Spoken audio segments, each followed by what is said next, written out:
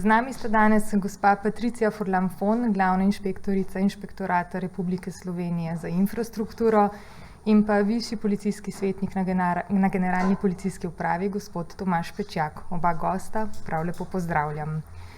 Sicer pa se epidemija v državi še vedno počasi umirja, a žal ne več tako izrazito kot pred dnevi. Včeraj je bilo tako opravljenih 1547 PCR testov in z njimi je bilo potrjenih 585 novih primerov. Delež pozitivnih PCR testov je včeraj tako znašal 37,8%.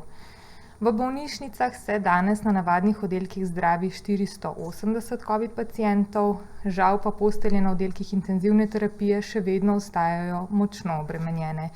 Danes se namreč na teh oddelkih zdravi 215 oseb, kar je sicer 8 manj kot v soboto. Na novo je bilo včeraj v naše bolnišnice sprejetih 24 oseb, iz bolnišnic pa je bilo danes skupaj odpuščenih 26 oseb. Še 9 oseb je boj s covidom izgubilo. S tem zaključujemo uvodni pregledni del novinarske konference, nadaljujemo pa z osrednjo temo. Pred mikrofon zato vabim prvo gostjo, gospo Furlan-Fon. Izvolite.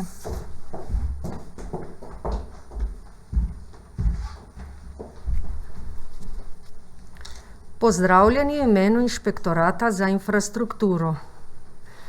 Ugodne snežne razmere na slovenskih smučiščih so omogočile zgodnejši in obetajoč začetek smučarske sezone. Za nami je tretji vikend letošnje sezone. Da bi zagotovili varne pogoje uporabnikom smučišč, smo k zagotovitvi varnega okolja nemudoma pristopili tudi pristojni nadzorni organi. Tudi to smučarsko sezono začenjamo ob še vedno neugodni epidemiološki situaciji zaradi nalezljive bolezni COVID-19. Ta zahteva od upravljavcev smučišč in nadzornih organov dodaten napor, strani uporabnikov pa razumevanje in spoštovanje predpisanih zaščitnih ukrepov. Kdo vse izvaja v Republiki Sloveniji nadzor nad žičniškimi napravami in njim pripadajočimi smučarskimi progami oziroma smučišči? Nadzor nad stanjem, obratovanjem in vzdrževanjem žičniških naprav in vlečnic, ki se izvaja po Zakonu o žičniških napravah za prevoz oseb, je v celoti pristojnosti Inšpektorata za infrastrukturo in ga izvajata zgolj 2 inšpektorja za žičniške naprave in smučišča. Slednja 2 izvajata tudi nadzor po Zakonu o varnosti na smučiščih, predvsem glede ureditve in obratovanja smučišč. Nadzor po Zakonu o varnosti na smučiščih glede določb zagotavljanja varnosti in reda na smučiščih, glede reševanja in glede skrbi za samoodgovorno ravnanje smučarjev in drugih oseb nadzirajo še policija, Inšpektorat za notranje zadeve in zdravstveni inšpektorat, vsak v svojih mejah pristojnosti. Na pobudo IRSI je bila v začetku prejšnjega tedna strani policije sklicana koordinacija naštetih nadzornih organov. To pa predvsem po vprašanju, na kakšen način vključiti prioriteten in poostren nadzor nad preverjanjem PCT pogojev in drugih zaščitnih pogojev zaradi bolezni COVID-19, ne da bi bili ob tem zanemarjeni že omenjeni temeljni elementi nadzora, ki omogočajo varno obratovanje žičniških naprav in varno obratovanje smučišč. Na koordinaciji smo sprejeli dogovor o usklajenem nadzoru smučišč zlasti med vikendi. Vsak posebej pa izvaja nadzore še med tednom. V izogib podvajanju nadzorom si tedensko razdelimo lokacije, na katerih ciljne nadzore preverjanja PCT ter drugih varnostnih in zaščitnih pogojev izvaja naenkrat le eden od nadzornih organov na eni lokaciji. Na ta način s temi omejenimi kadrovskimi resursi nadzor optimiziramo in tako opravimo večje število nadzorov na dan na različnih slovenskih smučiščih. Sedaj pa malo statistike. V zadnjem vikendu je bilo po podatkih Snežnega telefona odprtih 16 smučišč, na katerih je delovalo 83 od 109 žičniških naprav. Na teh smučiščih smo nadzorni organi v zadnjem tednu in čez vikend opravili skupno 26 nadzorov, katerih smo zaradi ugotovljenih nepravilnosti izrekli 9 opozoril po zakonu o inšpekcijskem nadzoru. V večini primerov je šlo za nepravilnosti v zvezi z vrstami pred blagajno oziroma pred vstopom v zaprte kabinske naprave, kjer se ni zagotavljalo predpisane medosebne razdalje 1,5 metra. V vseh navedenih primerih so bile nepravilnosti po opozorilu inšpektorjev takoj odpravljene. Izpostaviti, kaj bi še radi izpostavili? Izpostavili bi, da se je kljub skromnim kadrovskim resursom Inšpektorat za infrastrukturo prejšnji vikend takoj odzval na obvestilo o neizvajanju preverjanja PCT pogojev na enem od večjih slovenskih smučišč. Takoj naslednji dan smo opravili nadzor, v katerem smo ugotovili manjše nepravilnosti, izvajanje preverjanja pogoja PCT se je izvajalo, manjše nepravilnosti pa so bile že tekom inšpekcijskega nadzora odpravljene. Istočasno smo vzpostavili še kontakt s Združenjem slovenskih žičničarjev, ki je potem vse upravljavce žičniških naprav ponovno pozvalo k upoštevanju in preverjanju pogojev, kot jih določa odlok o začasnih ukrepih za preprečevanje in obvladovanje okužb z nalezljivo boleznijo COVID-19. Kaj bi še želeli sporočiti obiskovalcem smučišč oziroma o čem bi jih želeli obvestiti?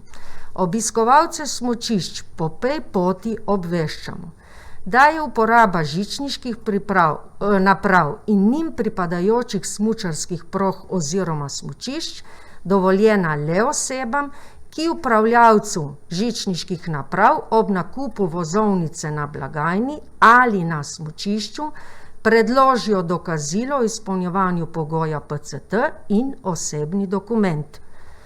Obveščamo jih tudi o tem, da je v žičniških napravah za prevoz oseb v zaprtih kabinah in na odprtih žičniških napravah, to so sedežnice, in sicer kjer sta na dvosedežnicah zasedena oba sedeža, na več sedežnicah pa vsi sedeži, za uporabnike obvezna uporaba zaščitne maske, ki je kirurška maska ali maska tipa FFP2. Zaključila bi podobno kot v javnem prevozu potnikov.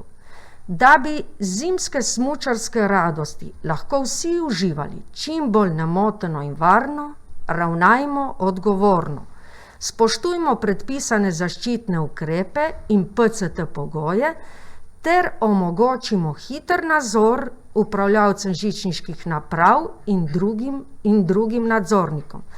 To pa storimo tako, da imamo ustrezno dokazilo o izpolnjevanju pogoja PCT in osebni dokument že predhodno pripravljena na vpogled. To bi bilo vse z naše strani. Hvala lepa. Hvala lepa tudi vam. Sekundo počakajte, da preverimo, če je morda kakšno novinarsko vprašanje za vas. Je kakšno vprašanje? Kot kaže, ni vprašanj, zato hvala lepa še enkrat. Nadaljujemo z drugo temo danes. Z nami je gospod Pečjak, ki ga sedaj vabim za govorniški oder. Pozdravljeni še enkrat, izvolite. Hvala lepa. Spoštovane državljanke in državljani, spoštovane novinarke in novinarji, na kratko bom predstavil aktivnosti policije povezane z ukrepi za preprečevanje širjenja novega koronavirusa in v nadaljevanju podal še nekaj informacij in preventivnih obvestil. Na prvem grafikonu sedaj vidite v zadnjih 7 dneh, od sobote 17. decembra do petka 17. decembra, smo policisti ob opravljanju rednih nalog iz naše pristojnosti opravili še nadzore na 10.081 krajih. glede izvajanja določb vladnih odlokov. Torej dnevno v povprečju okoli 1440 nadzorov, kar je dobre 3% več, kot je bilo v primerjavi s tednom poprej. Nekatere nadzore smo opravili tudi na podlagi 147 sprejetih prijav domnevnih kršitev odlokov strani občanov na našo telefonsko številko 113. V večini primerov je pri kršitvah šlo za kršitev odloka o začasnih ukrepih za preprečevanje in obvladovanje okužb z nalezljivo boleznijo COVID-19.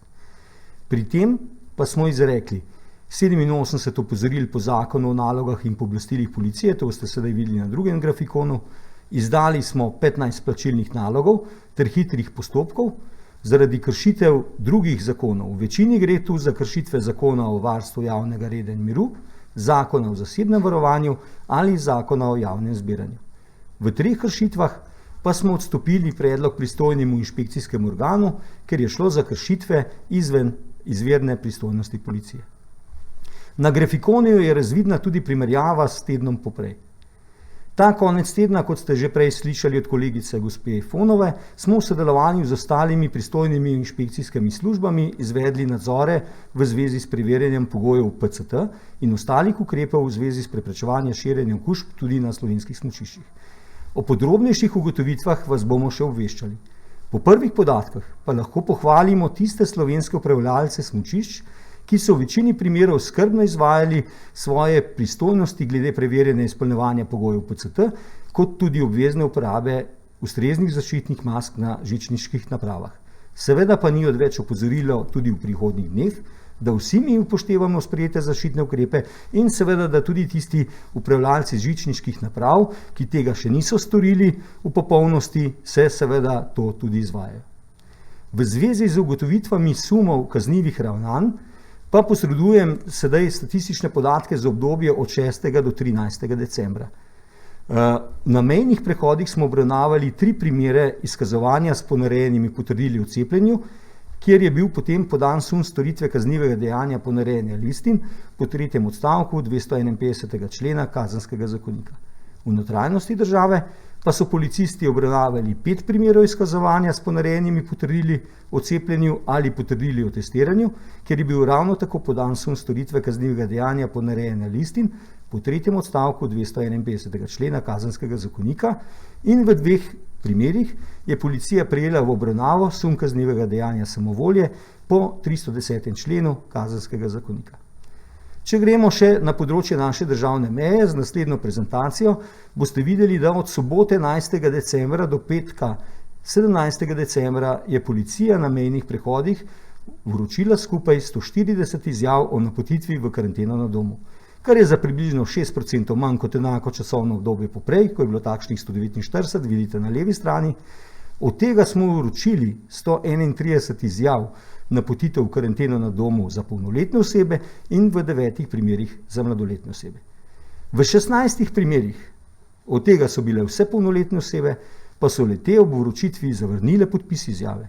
V takih primerih policisti njihove podatke takoj posredujejo Ministrstvu za zdravje za izdajo odločbe o napotitvi v karanteno na domu.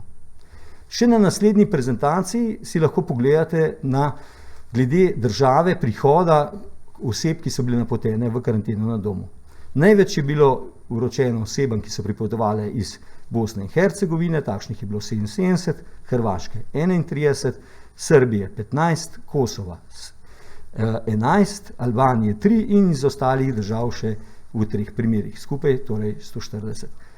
Na kontrolnih točkah oziroma na mejnih prehodih smo v omenjenem obdobju zavrnili 17 oseb, ker niso izpolnjevali pogojev za vstop ali tranzit preko Slovenije, kar je v primerjavi s tednom poprej 22,7% manj. Policisti smo preklicali tudi en obrazec izjave o napotitvi v karanteni na domu, ker se kasneje potem v postopku izkazalo, da je oseba imela ustrezna dokazila, da je lahko vstopila v državo brez napotitve v karanteno na domu.